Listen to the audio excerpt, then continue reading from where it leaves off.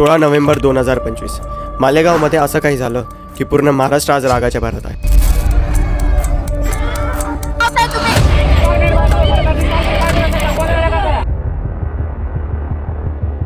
3 वर्षाची ती चिमुकली तिच्या मैत्रिणींसोबत गावाच्या अंगणात खेळत होती. तेव्हाच त्या दरिंद्याचं त्यांच्याकडे लक्षच होतं. तो तिच्याकडे गेला आणि तिला चॉकलेटचं लालूच दिलं.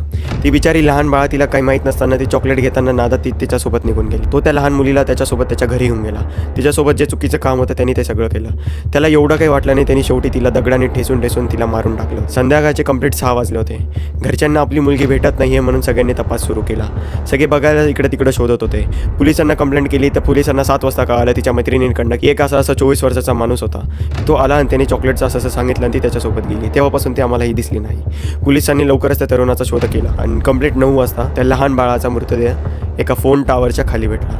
त्याचं घर त्या फोन टावरच्या एकदम अगदी जवळ होतं. हे खरं त्याचं करायचं कारण म्हणजे त्याचं काही दिवसांपूर्वीच त्या लहान बाळाच्या वडिलांसोबत आणि त्याचं खूप मोठं भांडण झालं. गोष्ट एवढी मोठी झाली होती, दोघांची मारामारीपर्यंतची वेळ आली होती. आता त्यांनी ही गोष्ट त्याच्या मनात ठेवली होती आणि त्या मनाचा राग त्यांनी त्या लहान मुलीवरती काढला. संपूर्ण महाराष्ट्र, संपूर्ण नाशिक आणि संपूर्ण मालेगाव रागाच्या भरात आहे की कधी त्या मुलीला न्याय भेटेल.